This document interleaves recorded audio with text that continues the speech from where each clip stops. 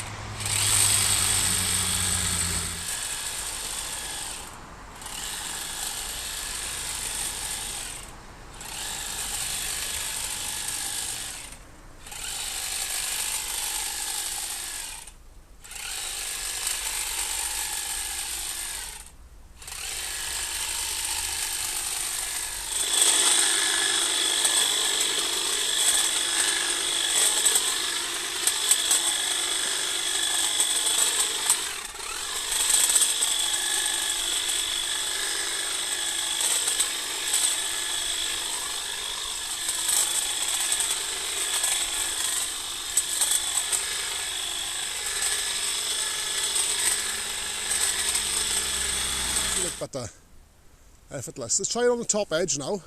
I'll fold it over and I get a bit of a, like a 50p piece corner. I don't bother with a square edge on this side.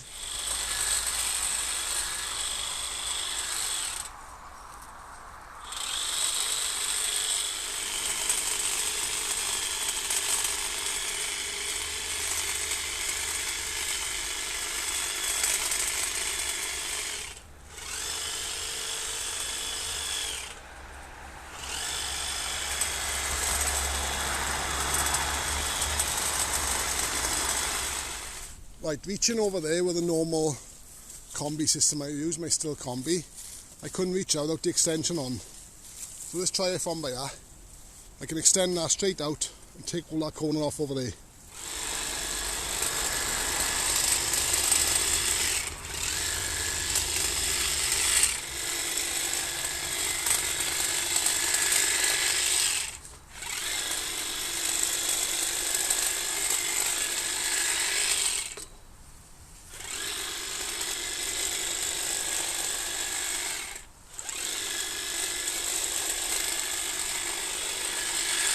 I don't usually use a long reach on the front of edges. I like to use a small handheld one. But if there's only one machine you've got, let's do the front.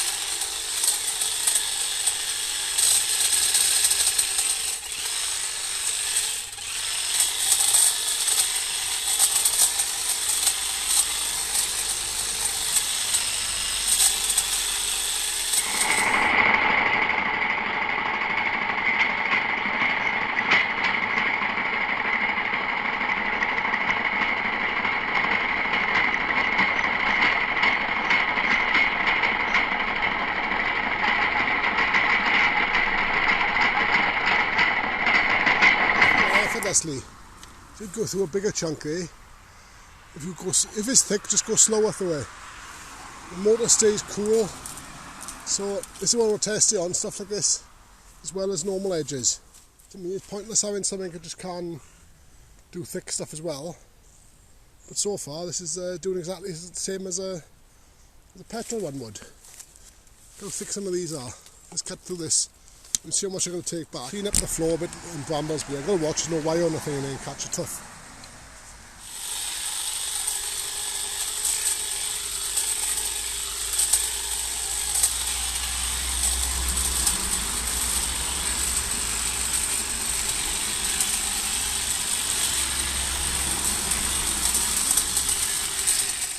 I gave this a real good test the last few days, and the results are quite alarming, to be honest though, quite disturbing for me. When I first picked it up, I thought it was a plastic fantastic toy. That's all I thought they were, these cordless. I didn't think they'd be up for heavy work or pretty similar to a petrol. But after using this, I've just been blown away. That's all I can say. I've just changed my mind so much. Obviously, the petrol is still my number one, but these have really gone up in my expectations of what they can do. So, 20-inch blades, double-sided, nice scabbard to go on here as well. It's got a blade tip protector there, quite a strong one. If you ever put your hands anywhere near the blades, I'd say remove the battery. Even with the lock off, something could have a malfunction inside. There's only electric current, bang, blades are on. So definite, take the battery out if you're going anywhere near the blades. Pull back here for your multi-angles. That's as far as it goes that way. If you want to put in transport angle, it goes right underneath. Hold back on itself like that. When it's unfolded in the working position, it will stand up. Pretty secure really. It wants to stand on itself. Wants to stay upright. As soon as you fold it into the transport position, I'll show you, it changes then. Stand up like that, but it's not really stable, let me tell you that. It want to fall over all the time. So the best way to keep it in your van or putting it on the floor, it stays on its side. The only trouble is then, from experience, things to wear fast when they on their side like that. All the writing's going to wear off here. The cases are going to get quite battered. That's the only thing with time. A nice thick tube. So, plenty to grab onto. When it's fully folded, if you put in a car or anything, it's just under 1.8 metre, 6 foot, just under 6 foot. So it has a presence lever there, so you can't trigger it unless your hand is round there, but it also has a safety lock there, another feature, like in transport if you've got the battery in. You put the scabbard on and you don't want to come back off, you don't want to come, it's a good thing really, it like locks on there, look there, you'll give it a good pull, that's alright. It's a good scabbard, good strong scabbard, like I said, good blades. Pretty similar to what you expect on a petrol machine. This is the only plastic bit to it. It's all aluminium, good tube, all the way up here. Looks a bit plasticky here, but it's not. That's all aluminium.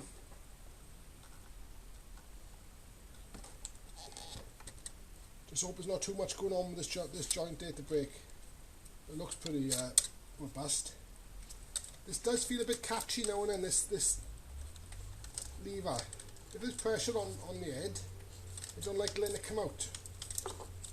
You've got to pull it, you've got to really give it a good pull. That's what I find a bit different to the other types. The older type is still normal articulated heads. They reckon it's waterproof. I was in drizzle today trying it out. So everything seems okay. It says it's waterproof, but I can't see the battery would be waterproof. No way, and there's no seal around there. So that's a bit puzzling, that one. AP300, which is the bigger battery, out of the portable batteries. I got a small charger, the slow charger on it, so I've been using the Stihl HLA 101. Like I said, I've done a fair bit of work with this already today, and I'm still on 3 bars. Tremendous battery. There's not much to see up this side really, just the battery holder really. That's where the battery goes. You've got 2 good clips on the side, good thick plastic. I was looking at that. That's the only weakness to it, is the plastic fantastic bit at the back. Like I said, all the rest from there up is pretty much aluminium with a nice rubber coating on there. But that's the only plastic fantastic bit.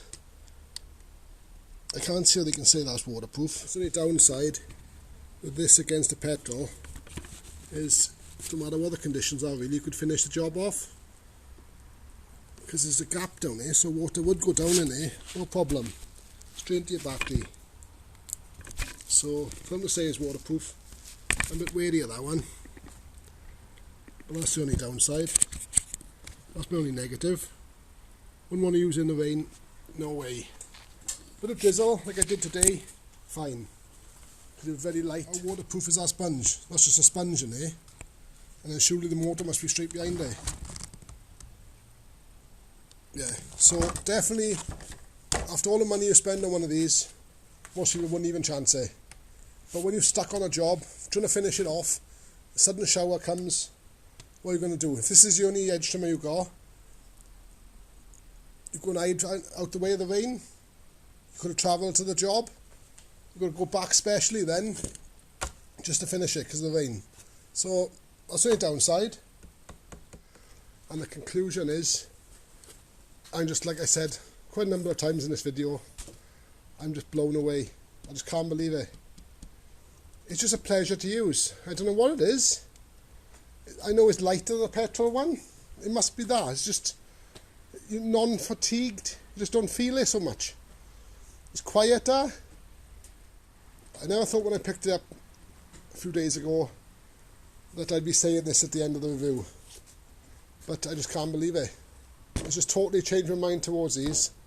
I think this is the way I want to go as well now in the future. And I'm a petrol head to be saying that. I could be converted to electric head. It's a very strange thing for me to be saying. Check out forestparkandgarden.com for all your outdoor equipment needs. I'll put the link down below. So what do I think of it? Absolutely brilliant. That's all I can say. I can't find one fault with it. It's just been fantastic. Like I said, it's just done everything my petrol one would have done. In the future, I'll do a comparison with this against the Husqvarna.